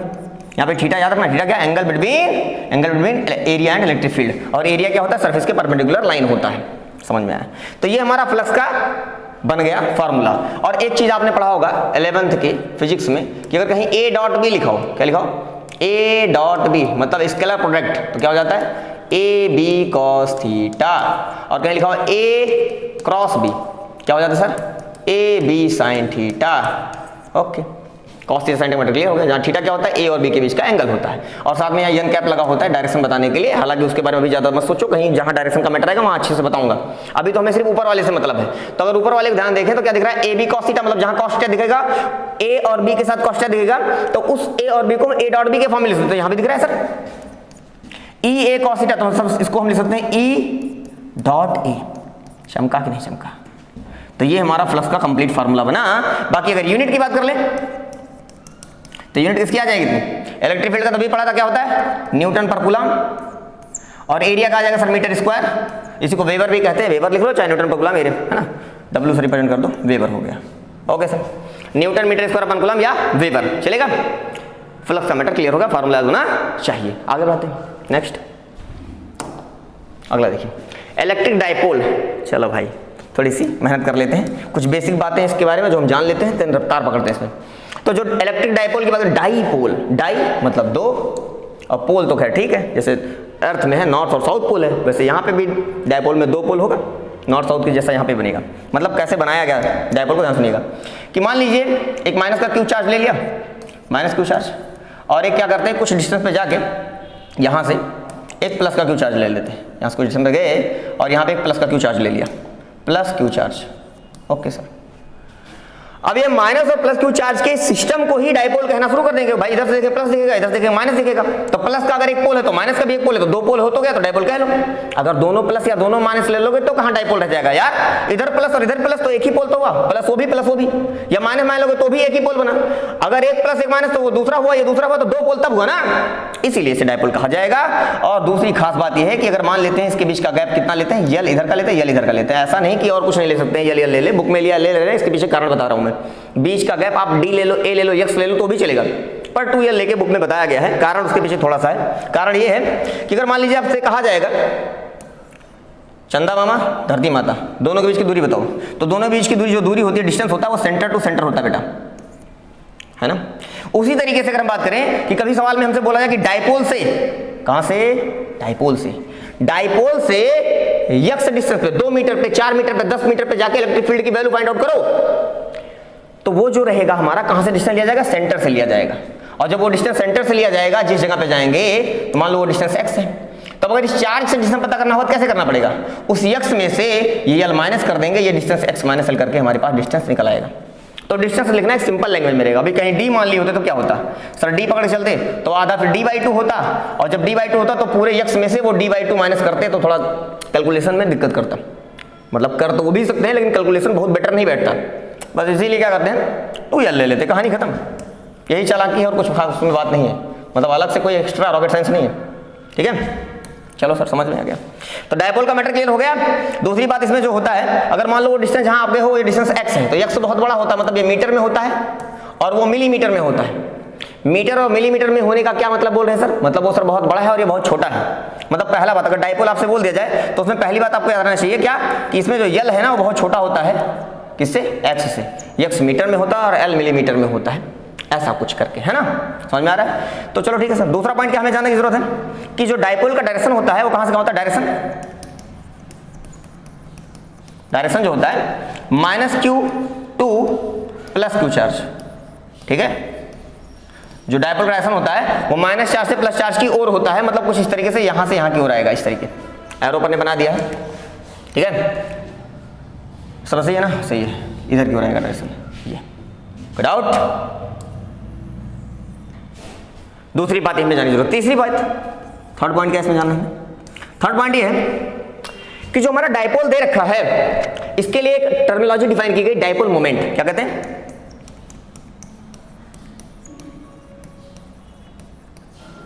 डायपोल मोमेंट P से लिखते हैं। और डायपोल मोमेंट होता कितना है जानते हैं, इसको डिफाइन कैसे किया गया है, दोनों में से कोई एक चार्ज उठा लो, इधर से या इधर से, बिना साइन के, साइन छोड़ दो, माइनस प्लस छोड़ दो, चार्ज उठा लिया, और दोनों चार्ज के बीच का गैप यल और यल मिला के 2l है।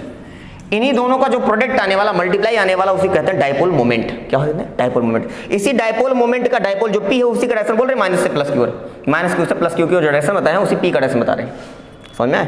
Q इंटू 2l को P कहा गया, टर्मिनोलॉजी बना दी गई है। इसकी यूनिट की बात करें, यूनिट कितना आएगा, यूनिट ऑफ P अगर बोले तो सर यूनिट ऑफ P कितना है भाई, चार्ज का कूलम, लेंथ का मीटर, मतलब कूलम मीटर आ जाएगा सर, कूलम मीटर, सेंटीमीटर नहीं कूलम मीटर है वो, चीफ मिनिस्टर भी मत समझिएगा।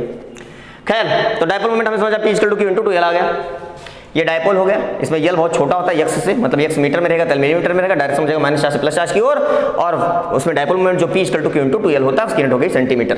क्या हो गई, सेंटीमीटर, है ना, कूलम मीटर भाई, चलिए निपट गया। अब इसकी वजह से हमें क्या, डायपोल की वजह से इलेक्ट्रिक फील्ड निकालना सीखना है। तो मतलब ये डायपोल है तो इसकी वजह से इलेक्ट्रिक फील्ड की वैल्यू क्या आएगी ये हमें जानना है। चलो देखते हैं आगे। सबसे पहले हम जानेंगे electric field at axial position due to dipole. Electric field at axial position due to dipole. Okay, कैसे जानेंगे ध्यान से। मान लेते हैं, मान क्या लेते हैं, होता ही है, यहां दे रखा है माइनस क्यू चार्ज, ठीक है सर, और इससे कुछ दूरी पे चले गए, यहां दे रखा है प्लस का क्यू चार्ज, प्लस का क्यू चार्ज, ठीक है सर। यहाँ पे मिड पॉइंट जो इसका मान लेते हैं, इधर डिस्टेंस एल हो जाएगा, इधर डिस्टेंस मिड पॉइंट हो गया, इधर डिस्टेंस एल हो जाएगा, इधर डिस्टेंस हो जाएगा एल, करेक्ट है। इससे एक पार्टिकुलर डिस्टेंस पे हम जा रहे हैं और इस जगह पे जाके हमें इलेक्ट्रिक फील्ड निकालना है। कहाँ गए, जहाँ भी हम पहुँचे हैं उस पॉइंट का जो हमारा डिस्टेंस है वो हमें सवाल में दिया रहेगा। सर यहाँ से जो इसका डिस्टेंस है वो कितना बेटा, पकड़ लेते हैं अपन, यहाँ से जो इसका डिस्टेंस है वो यहाँ से यहाँ तक का डिस्टेंस रखा एक्स, कितना है एक्स, एक्स ले लो, आर ले लो, आप उसके लिए फ्री हो। बस इतना जानते रहिएगा कि यल बहुत छोटा है और एक्स बहुत बड़ा है। छोटा बड़ा का क्या मतलब होता है, छोटा बड़ा इसलिए बोलते हैं ना दोस्त, पिछले पेज पे ही बता देता हूँ। छोटा बड़ा इसलिए बोला गया है कि कहीं अगर लिखा हो 1000 और 1000 में 0.1 ऐड कर दिया जाए, कोई खास फर्क नहीं पड़ेगा, वो लगभग 1000 ही रहेगा। अगर 1000 में 0.1 माइनस कर दिया जाए तो उसमें भी कोई खास फर्क नहीं पड़ने वाला, 1000 अप्रॉक्सीमेट। लेकिन मल्टीप्लाई कर दे तो लफड़ा है भाई साहब। 0.1 का मल्टीप्लाई करेंगे 10 बढ़ाओगे, नीचे 0 बढ़ेगा, 0 से 0 कट जाएगा, बचेगा 100। मतलब मल्टीप्लाई करने में फर्क पड़ रहा है। मतलब सर अगर बहुत बड़े नंबर में एक छोटा नंबर जोड़ा जाए या घटाया जाए उससे खास फर्क पड़ने वाला है, मल्टीप्लाई करने में फर्क पड़ेगा। मतलब ये हो गया कि यक्स और यल को कहीं जोड़ा जा रहा हो तो यल को जोड़ो या ना जोड़ो, यक्स और यल को घटाया जा रहा हो एक दूसरे से, यक्स माइनस यल किया जा रहा हो तो यल को घटाओ या ना घटाओ, ना के बराबर है। लेकिन यक्स और यल को कहीं मल्टीप्लाई किया जाएगा तो वहां किया जाएगा, नहीं तो लफड़ा हो जाएगा, क्योंकि वहां वैल्यू करता है मल्टीप्लाई में। क्लियर है, यही चीज है वहां पे। तो इसीलिए मैं कह रहा हूं कि जो यहाँ पे कहा गया ना यल बहुत छोटा और यक्स बहुत बड़ा है, यही चीज कहीं अगर यक्स और यल सम हो रहा हो या सब्ट्रैक्शन हो रहा हो, जोड़ा जा रहा हो, घटाया जा रहा हो, तो एल को इग्नोर मार दो। लेकिन हाँ मल्टीप्लाई में देगा तो इग्नोर नहीं कर सकते, तब तो हमें उसकी वैल्यू पता होनी चाहिए, उसमें यूज करना पड़ेगा उसको। चलिए सर समझ में आया। अब आप देखिए ध्यान सुनिए, इस प्लस चार्ज की यहाँ पे हमें इलेक्ट्रिक फील्ड निकालना है। एक्सियल पोजीशन, इसे कहते हैं एक्सियल पोजीशन, अच्छी स्थिति कहते हैं, एक्सियल पोजीशन कहते हैं। ओके सर, अब मुझे क्या करना है ना, एक बार इस प्लस चार्ज की वजह से यहाँ पे निकाल लेते हैं, एक बार इस माइनस चार्ज की वजह से यहाँ पे इलेक्ट्रिक फील्ड निकाल लेते हैं, दोनों जोड़ लेंगे अपना काम हो जाएगा। तो जो प्लस चार्ज है उसकी वजह से इलेक्ट्रिक फील्ड दूर की ओर आएगा, इधर की ओर आ गया सर इलेक्ट्रिक फील्ड, ये प्लस चार्ज की इलेक्ट्रिक फील्ड हो गई। प्लस चार्ज की वजह से यहाँ पे इलेक्ट्रिक फील्ड बाहर की ओर, और माइनस चार्ज की वजह से इलेक्ट्रिक फील्ड इधर आएगा, अंदर की ओर आएगा। बशर्ते कौन ज्यादा कौन कम, सर प्लस चार्ज वाला ज्यादा है क्योंकि वो पास है, जब पास है तो वहां पे इलेक्ट्रिक फील्ड का असर ज्यादा रहेगा। तो इस जगह पे प्लस वाले की वजह से जो आ रहा है इलेक्ट्रिक फील्ड वो ज्यादा है, और माइनस वाले के दूर होने की वजह से इसकी इलेक्ट्रिक फील्ड की वैल्यू कम है। इसका मतलब सर जो नेट आएगा वो किधर आएगा, भाई इधर ज्यादा लग रहा है इधर कम लग रहा है, जो वैल्यू ज्यादा उसमें से कम वाला घटाओगे तो नेट आएगा। मतलब मान लो 100 है 18 है 80, 100 और 80 सब्ट्रैक्ट करो कितना आएगा 20, मतलब 20 इलेक्ट्रिक फील्ड इधर की ओर आ जाएगा। मतलब नेट उसे कहेंगे net electric field, E net. मतलब सर यहाँ पे जो ई नेट आने वाला है उसे बोलेंगे ज्यादा वाले में से कम वाला हटा दो सर, क्योंकि दोनों एक दूसरे को अपोज कर रहे हैं तो घटाना पड़ेगा, तो ये अपना नेट आ जाएगा। तो यही सॉल्व करना, लेकिन ई प्लस और ई माइनस निकाल तो लो पहले। तो उसका फार्मूला तो बताओ क्या लिखा, पीछे हमने पढ़ा था। इलेक्ट्रिक फील्ड का फार्मूला क्या होता है, electric field due two point charge.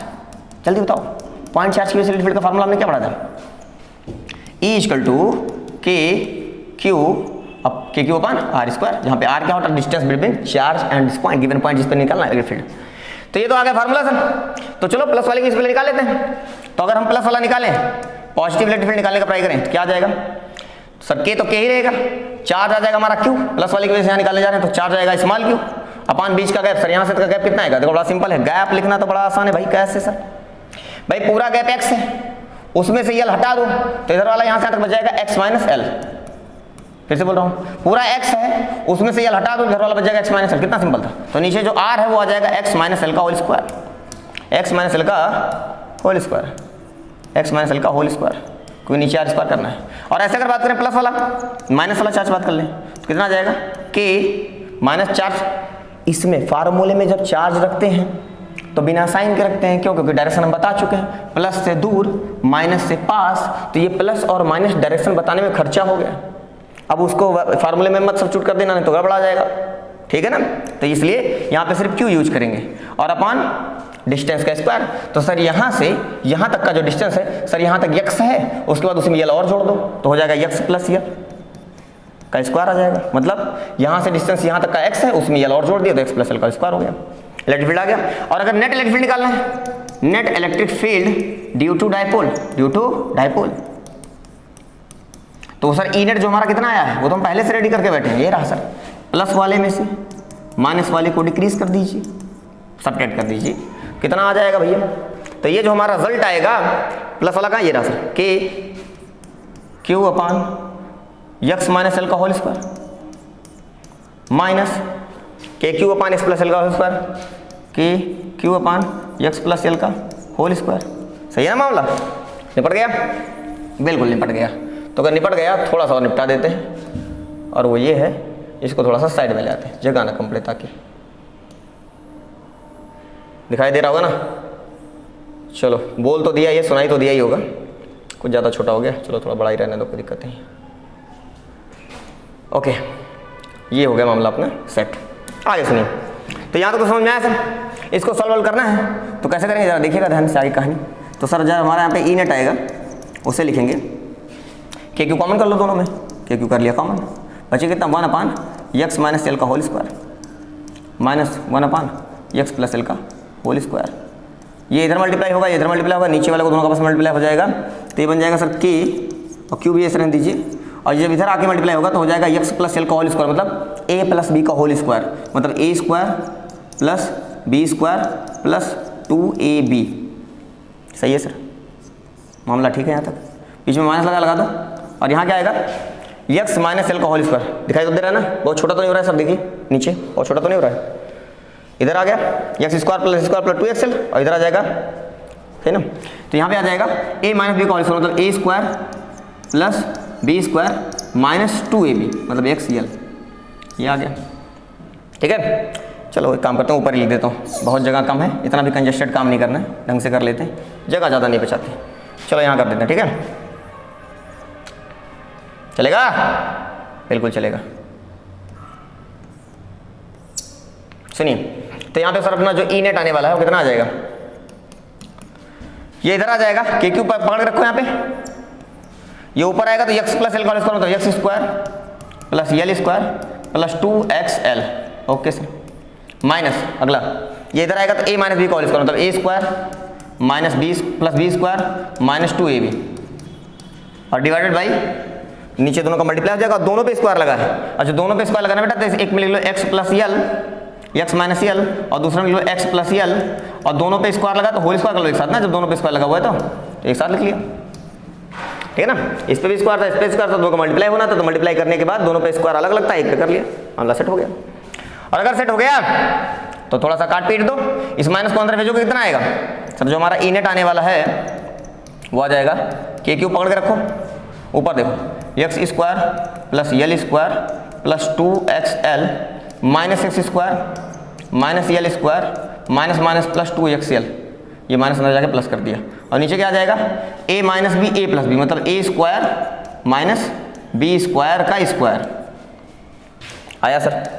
तो यहाँ तक समझ गया, कुछ कट रहा है? बिल्कुल कट रहा है। क्या कट रहा है देखो ध्यान से, ये कट गया, ये कट गया, 2xl 4xl, और नीचे देखो यल भी तो हट जाएगा, क्योंकि हमें पहले से पता है, क्या पता है, यल बहुत छोटा है x से, और दूसरी बात क्या पता है, p is equal to Q into 2l। ये दोनों चीज़ें एक साथ यहाँ पे अप्लाई करेंगे, अभी देखिए ढंग से, ये तो आ ही गया। तो यहाँ से जो ई नेट आने वाला है हमारा वो कितना आने वाला है, ये आने वाला के क्यू, ऐसे बाहर का पड़ा रहने दो सर, ऊपर जाएगा 2xl मतलब 4xl कुछ ज़्यादा ही बड़ा हो गया, अपन नीचे कितना आ जाएगा एक्स स्क्वायर, और इस पे स्क्वायर लगा हुआ है तो स्क्वायर 4 आ जाएगा, ठीक है। आगे सुनिए, ऊपर नीचे के एक्स कट जाएगा, तो जब कटेगा कितना नीचे बचेगा सर, नीचे आएगा के क्यू और नीचे जाएगा एक्स क्यूब, क्योंकि सर एक एक्स कट गया तो नीचे एक्स क्यूब भी बचा हुआ है, और जो 4l आ रहा है ना उसको लिख दे रहे हैं, 4 को लिख दे रहे हैं 2l और 2 एक आगे कर दे रहे हैं, ध्यान सुनिएगा, 4 को लिख दिया 2 इंटू 2, तो 2l को दे दिया और एक 2i कर दिया, अभी भी वही लिखा हुआ है जो यहाँ लिखा हुआ है, यहाँ भी लिखा हुआ है, लेकिन इससे एक फायदा हो गया। अब फायदा क्या हो भाई बताओ, फायदा हो गया सर, ये जो q इंटू 2l था वो हमारा p बन गया, और अगर p बन गया तो सर हमारा ई नेट जो आ गया वो आ गया 2kp अपान यक्स क्यूब, ये इलेक्ट्रिक फील्ड की वैल्यू हो गई हमारी। क्लियर है? कॉपी करिए, निपट गया मामला, एक्सियल का मैटर क्लियर। आगे बढ़ाते हैं, इक्विटोरियल पे आते हैं। तो अपना जो इक्विटोरियल है उसको देखते हैं। इक्विटोरियल का मैटर क्या है कि यही अपना फिर से दे रखा है, minus Q charge, okay, and plus Q charge, plus Q charge, ठीक है सर। अब यहाँ से जो हमें सिचुएशन दिया है, क्या दिया, ध्यान सुनिएगा। इससे चले गए इक्वेटोरियल पोजीशन। एक्सियल मतलब इसी लाइन पे जाना होता है, इक्वेटोरियल का मतलब हो गया इसके परपेंडिकुलर जाना होता है बेटा, तो परपेंडिकुलर से ऊपर की ओर जाएंगे और यहाँ कहीं पहुँच रहे हैं। ठीक है, चलो यहाँ पहुँचते हैं। यहाँ पहुँच गए। अब जहाँ भी पहुँचे हैं, थोड़ा सा नीचे कर लो यार, ओके। अब जहाँ भी पहुँचे इस जगह पे हमें निकालना है इलेक्ट्रिक फील्ड। गिवन क्या क्या है भाई, इधर का डिस्टेंस एल है, इधर का भी डिस्टेंस एल है, पता है, और इसकी जो हाइट दे रखी है वो एक्स कितनी है, एक्स है। एक्स डिस्टेंस पे जाके इलेक्ट्रिक फील्ड निकालना है। सब सही चल रहा है। अब ध्यान सुनिएगा आगे कहानी कि मान लीजिए सर यहाँ से जो इसका डिस्टेंस है और यहाँ से जो इसका डिस्टेंस है वो हम निकाल सकते हैं, बिल्कुल निकाल सकते हैं। पाइथागोरस थ्योरम से आ जाएगा। एक्स है, एल है, तो पाइथागोरस थ्योरम से इसे आर बोल दे रहे हैं अभी के लिए, तो आर कितना आ जाएगा, परपेंडिकुलर का स्क्वायर प्लस बेस के स्क्वायर का अंडर रूट, मतलब x square plus L square. Same ऐसे इधर भी सर आर आएगा, वही परपेंडिकुलर वही बेस, तो वही आर फिर से आ जाएगा। तो दोबारा नहीं लिख रहा मैं, बात में समझ में आती है। अब इन दोनों चार्ज की वजह से इस जगह पे इलेक्ट्रिक फील्ड निकल के आना है। ठीक है, कैसे आएगा जरा देखिएगा। इलेक्ट्रिक फील्ड कैसे निकलेगा भाई, ध्यान सुनिएगा। सर यहाँ पे ऐसा है कि अगर ये प्लस चार्ज है तो इलेक्ट्रिक फील्ड लगाएगा दूर की ओर, प्लस चार्ज है तो इलेक्ट्रिक फील्ड दूर की ओर लगाएगा। यस सर, समझ में आया। और अगर ये माइनस चार्ज है तो इलेक्ट्रिक फील्ड पास की ओर लगाएगा, माइनस चार्ज इलेक्ट्रिक फील्ड पास की ओर लगाएगा। प्लस दूर, माइनस पास। प्लस वाले को हम इलेक्ट्रिक फील्ड को लिख दे रहे हैं ई प्लस, वही कलर रखो ज़्यादा सही लग रहा था। प्लस वाले को लिख दे रहे हैं हम सर ई प्लस, और माइनस वाले को दे रहे हैं ई माइनस। कोई दिक्कत तो नहीं, बिल्कुल नहीं। अब ये दोनों इलेक्ट्रिक फील्ड हम निकाल लेते हैं। तो पहले इलेक्ट्रिक फील्ड बताओ। इलेक्ट्रिक फील्ड का फार्मूला होता है के क्यू अपान आर स्क्वायर। तो इलेक्ट्रिक फील्ड प्लस वाले का कितना आएगा बेटा, प्लस वाले का जो इलेक्ट्रिक फील्ड आएगा K charge Q upon distance का स्क्वायर। तो डिस्टेंस यहाँ से यहाँ तक का आर है, आर मतलब root X square plus L square.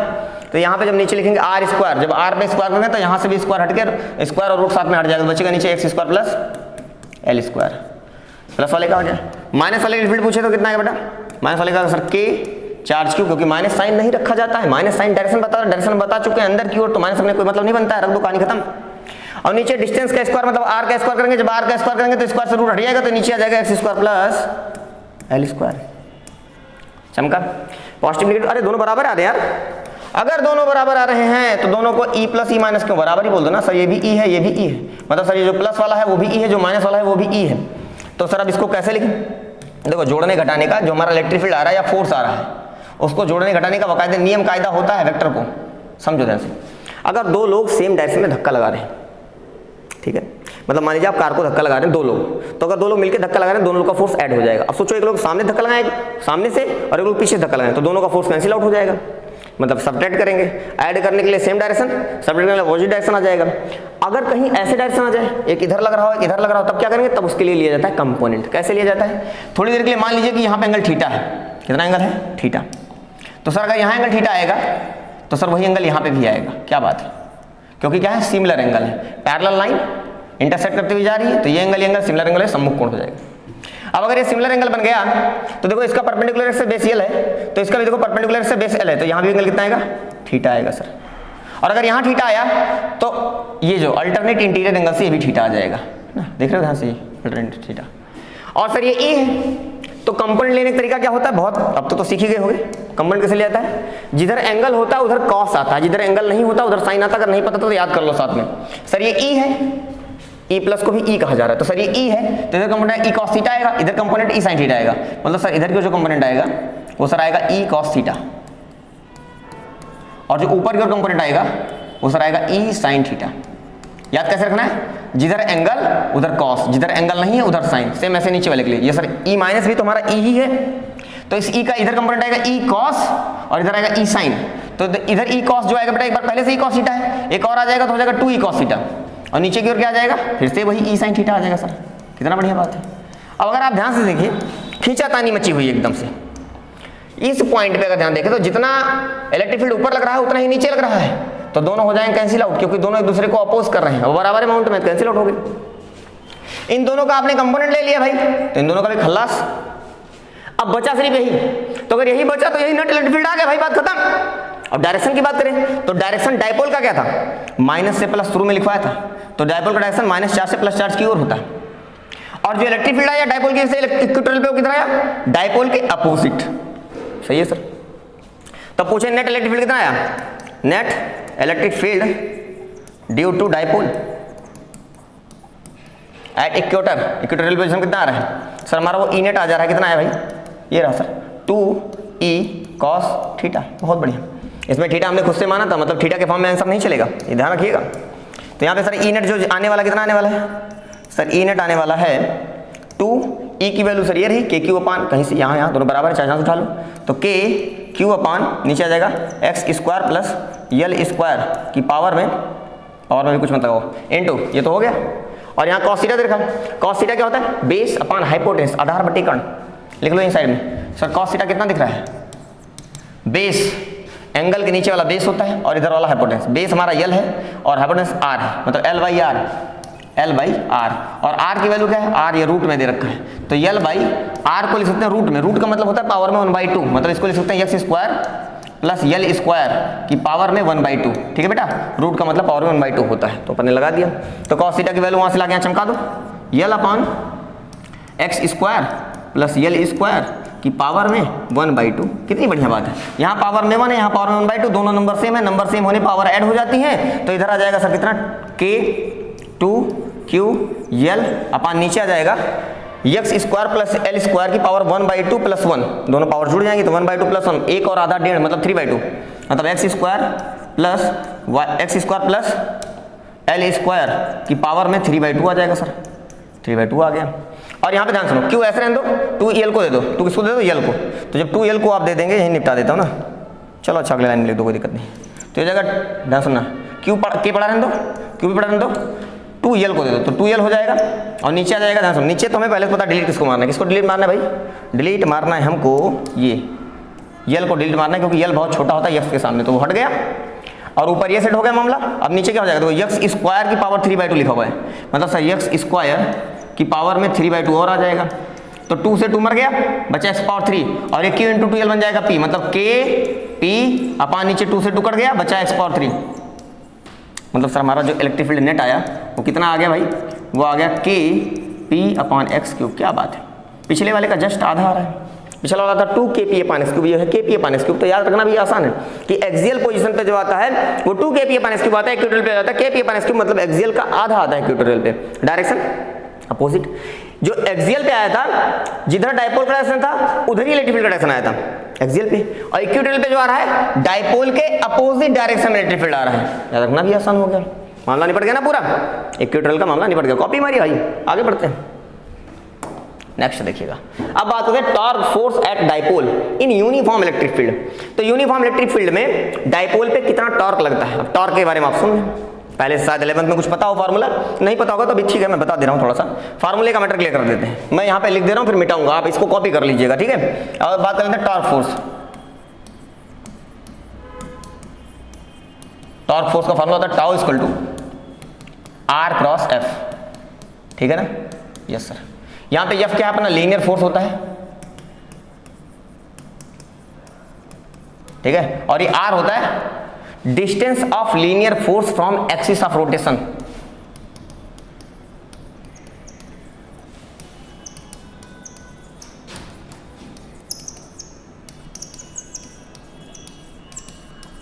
ठीक है, एक्सिस ऑफ रोटेशन से लीनियर फोर्स का डिस्टेंस, और यही हमारा टॉर्क फोर्स है, मतलब रोटेशनल फोर्स है, घुमाने वाला फोर्स है, ये टाउ जो दे रखा है, ठीक है सर, समझ में।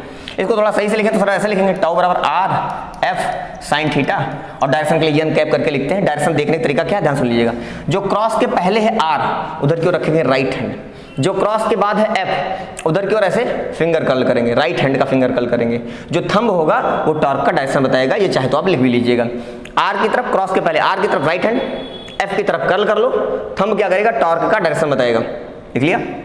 और यहाँ पे जो थीटा होता है वो थीटा क्या है बेटा, थीटा इज एंगल बिटवीन, है ना,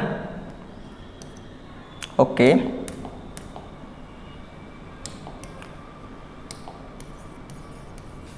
angle between R vector and F vector. इतनी बात आपको दिमाग में रोकनी पड़ेगी, तब जाके आपको अगला टॉपिक, ये वाला टॉपिक जो हम पढ़ने जा रहे हैं, बहुत ढंग से समझ में आएगा। ये 11th का पार्ट है, पाप है, अगर पाप धुले हो तो ठीक है, नहीं धुले हो तो धुलो भाई अभी तत्काल। टॉर्क का फार्मूला होता है आर क्रॉस एफ, आर की तरफ पंजा रखना है और एफ की तरफ कर्ल कर देना है, तो जो थंब है वो टॉर्क का डायरेक्शन बताएगा। और इसमें जब इसको ओपन करते हैं आर क्रॉस एफ को, तो आता है आर एफ साइन थीटा, इसमें साइन थीटा में जो थीटा है वो आर और एफ के बीच का एंगल है, ठीक है। आर क्या, distance of linear force from axis, जो फोर्स दे रखा होगा एफ, उसका एक्सिस से जहां से घुमाया जा रहा होगा वहां से डिस्टेंस होता है, ठीक है। इसे कॉपी कर लीजिए, हटाऊंगा भाई इसको, ठीक है, स्क्रीनशॉट ले लो, हटा रहा हूं। अब करते हैं टॉर्क फोर्स निकालते हैं। तो ये कह रहा है torque force at dipole in uniform electric field. Uniform electric field पीछे पढ़ा था, यूनिफॉर्म नॉन यूनिफॉर्म, इसीलिए बताया था भाई, ठीक है। तो जो यूनिफॉर्म इलेक्ट्रिक फील्ड होता है कुछ ऐसा बनाते हैं उसको सर, एक ये रहा लाइन, एक और बना लेते हैं, एक और बना लेते हैं, ओके सर, ओके। आगे सुनिए, इसमें एक डायपोल पकड़ लेते हैं। तो डायपोल ये रहा सर,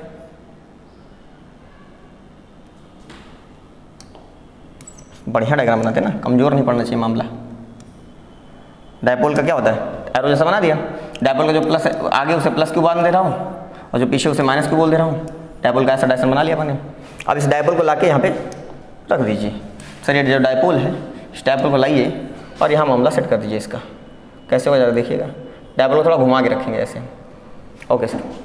अब जो डायपोल बना, इस डायपोल का इलेक्ट्रिक फील्ड, ये इधर इलेक्ट्रिक फील्ड दे रखा है, ये क्या बेटा इलेक्ट्रिक फील्ड है, इधर की इलेक्ट्रिक फील्ड है, ये हो गया हमारा डायपोल का डायरेक्शन पी डायपोल। और यहाँ पे जो एंगल है वो थीटा गिवन है। थीटा क्या है, थीटा है एंगल बिटवीन किसके, डायपोल और इलेक्ट्रिक फील्ड के बीच का एंगल, थीटा गिवन है अभी। चलिए सर समझ में आ रहा है। सुनिए, हमने अभी थोड़ी देर पहले एक फार्मूला पढ़ा था, इलेक्ट्रिक फील्ड का फार्मूला याद होगा, E इक्वल टू क्या होता है, force upon charge equal to K Q upon R square, ऐसे करके पढ़ा था। यहाँ पे जो क्यू है इसको इधर ले आएंगे तो क्या आ जाएगा, क्यू इंटू ई बराबर एफ। तो जरा एफ बराबर क्यू इंटू ई होता है, सही है सर, ठीक है, निपटा लेंगे, कोई दिक्कत नहीं। तो इस पे जो फोर्स लगेगा ना इलेक्ट्रिक फील्ड पे, जो पॉजिटिव, अगर इलेक्ट्रिक फील्ड में पॉजिटिव चार्ज रखा जाए तो उस पर इलेक्ट्रिक फील्ड के डायरेक्शन में फोर्स लगता है, और नेगेटिव चार्ज पे पॉजिटिव का उल्टा, मतलब पीछे की ओर फोर्स लगेगा, इधर आ जाएगा सर। अब ये जो एफ आएगा वो एफ कितना आएगा, क्यू इंटू ई, सर क्यू तो क्यू ही रहेगा और ये ई आ जाएगा, और इस पे जो एफ आएगा वो भी आएगा क्यू इंटू ई, ठीक है सर। मतलब प्लस चार्ज पे इलेक्ट्रिक फील्ड के डायरेक्शन में फोर्स लगता है और माइनस चार्ज पे पीछे की ओर लगता है। अब डायरेक्शन जब बता दियो तो उस माइनस प्लस से कोई लेना देना नहीं है, आया सर समझ में। और दूसरी बात सर, अगर डिस्टेंस की बात कर लें तो डिस्टेंस भी इसी वक्त क्लियर कर लो। तो अगर आप ध्यान से देखोगे यहाँ से यहाँ तक डिस्टेंस ये कितना है, एल है, और यहाँ से यहाँ तक नीचे का डिस्टेंस कितना है, वो भी एल है, ठीक है। अगर डायरेक्शन क्लियर करना चाहो तो डायरेक्शन के साथ बनाना चाहो तो ऐसे बना लो सर, इधर की ओर जो आएगा हमारा आर आएगा, ऐसे डॉटेड फॉर्म में बनाते हैं, बहुत ऐसे नहीं बनाते, हैवी लग रहा है थोड़ा सा देखने में। सर इधर क्या है हमारा, डिस्टेंस है, एक्सिस से डिस्टेंस, एक्सिस से डिस्टेंस, सर ये एक्सिस है जो बीच में दे रखा है, एक्सिस। एक्सिस का फंडा सीधा क्लियर है, लट्टू लो, रस्सी में लपेटो, फेंक दो, जब नाचता है घूमता है तो क्या दिखता है, इस तरीके घूम रहा है तो उसमें निडल जो नीचे सुई लगी है उसी सुई पे घूम रहा होता है, कील जो लगी होती है कील पे घूम रहा होता है। और कील कहाँ जाती है, बॉडी के सेंटर ऑफ मास से, मतलब जब बॉडी फ्री हो मूव करने के लिए, घूमने के लिए, रोटेट करने के लिए, तो वो सेंटर ऑफ मास के अलोंग रोटेट करता है। इसीलिए जो रॉड दे रखा है, रॉड अपने सेंटर ऑफ मास के अलोंग रोटेट करने वाला। कैसे रोटेट करने वाला है सर, यहाँ प्लस चार्ज दे रखा है, यहाँ माइनस चार्ज दे रखा है, तो प्लस चार्ज जो है उस पर इलेक्ट्रिक फील्ड के डायरेक्शन में फोर्स लग रहा है, माइनस चार्ज पे अपोजिट डायरेक्शन में फोर्स लग रहा है। ये इधर दबाएगा तो घूम कैसे सीधा हो जाएगा, इधर घूम के सीधा, धक्का इधर लगा ना, ऐसे था, धक्का लगा तो सीधा हो गया, ये सीधा हो जाएगा, मतलब ये अंदर की ओर जाने वाला है। तो अंदर की ओर घूमने वाला है, तो घूमने वाले फोर्स को ही कहते हैं टॉर्क, रोटेशनल फोर्स कहते हैं, वही हमें फाइंड आउट करना है इस डायपोल पे। चमका फोर्स तो हमने दोनों लिख लिया भाई, डायपोल का हमें पता है, बीच में सेंटर पॉइंट है, इधर का डिस्टेंस एल होता है, इधर का डिस्टेंस एल होता है, मतलब जो हमारा अभी पीछे हमने फार्मूला पढ़ा, टॉर्क का फार्मूला क्या पढ़ा भाई, टॉर्क का फार्मूला पढ़ा आर क्रॉस एफ, है ना। तो जो हमने पीछे फार्मूला पढ़ा उसमें आर जो होता है डिस्टेंस फ्रॉम एक्सिस, फोर्स का एक्सिस से डिस्टेंस, इधर भी एल है सर, इधर भी एल है, जो आर है वो इसमें इधर का एल हमें गिवन है। और अगर थोड़ा सा और एक लाइन लिख लें तो लिख लेंगे आर एफ साइन थीटा, जहाँ पे थीटा क्या है, आर और एफ के बीच का एंगल। तो ध्यान से देखिएगा, आर मतलब एक्सिस से डिस्टेंस इधर की ओर आ रहा है सर, यहाँ पे इस फोर्स का सेंटर से देखें तो डिस्टेंस इधर है और फोर्स इधर है, डिस्टेंस इधर और फोर्स इधर, तो एंगल कितना आएगा सर, यहाँ थीटा तो यहाँ भी थीटा है, कितना बढ़िया है। आर और एफ के बीच का एंगल थीटा आ रहा है, तो आगे में एंगल के बारे में तो सोचना ही नहीं, थीटा ही रहेगा, एंगल बदलना नहीं। और यहाँ थीटा तो यहाँ भी थीटा आएगा, वर्टिकली अपोजिट, ये थीटा तो ये भी थीटा, वर्टिकली अपोजिट इधर भी थीटा आ रहा है। और अगर ये थीटा आ रहा है तो सर ध्यान सुनिए, सेंटर से अगर इधर वाले फोर्स को देखो तो इधर डिस्टेंस आर आ जाएगा और फोर्स इधर है, तो डिस्टेंस और फोर्स में फिर से एंगल कितना आ रहा है, थीटा। और ये थीटा होता क्या, डिस्टेंस और फोर्स में ही तो डिस्टेंस एंगल होता है, तो दोनों तरफ थीटा ही दे रखा है, डिस्टेंस का मैटर क्लियर हो गया। इधर डिस्टेंस और फोर्स में एंगल थीटा, इधर भी डिस्टेंस फोर्स में एंगल थीटा। अब टॉर्क निकालना बड़ा आसान हो गया, तो टॉर्क चलो निकालते हैं, एक बार प्लस चार्ज पे निकाल लेते हैं, टॉर्क एट प्लस वाले पे निकालते हैं। तो प्लस पे निकालेंगे तो पहले डिस्टेंस यहाँ एक्सिस पे खड़े हो जाओ और उसके फोर्स के डिस्टेंस को देखो, तो पहले फोर्स आर लगना है, तो आर सर हमारा यल है, यहाँ पे यल ले लिया। फिर एफ लेना है फोर्स, तो फोर्स हमारा सर क्यू इंटू ई है, तो भी ले लिया, अब थीटा लेना है एंगल, तो एंगल भी थीटा दे रखा है, आर और एफ के बीच एंगल थीटा है, तो यहाँ आ जाएगा सर साइन थीटा।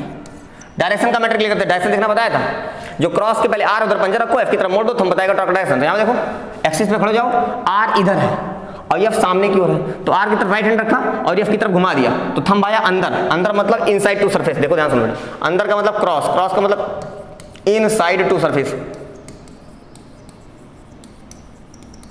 सरफेस के अंदर, और कहीं डॉट लिखा होगा तो इसका मतलब हो जाएगा outside from surface, outside from surface, ठीक है, सरफेस से बाहर, सरफेस के अंदर, सरफेस से बाहर, क्रॉस मतलब अंदर, डॉट मतलब बाहर। चलिए सर समझ आ रहा है। तो यहां भी कितना है, R cross F, right hand, right hand, R मतलब डिस्टेंस की तरफ पंजा रखना है और एफ की तरफ मोड़ देना है, अंदर आ रहा है मतलब क्रॉस, तो यहाँ जो डायरेक्शन आएगा सर वो क्रॉस करके आएगा।